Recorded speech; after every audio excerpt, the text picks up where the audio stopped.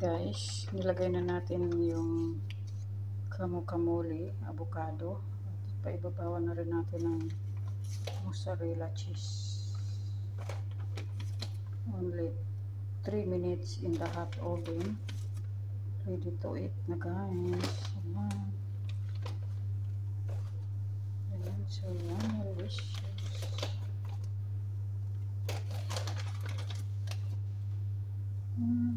Yes, yes. Ayan guys. Spread lang natin yung avocado sa ibabaw ng meat, chicken. And paibabawan na rin natin ng mozzarella cheese. Ayan. Thank you so much for watching. And please, ayan. Sarap-sarap nito guys.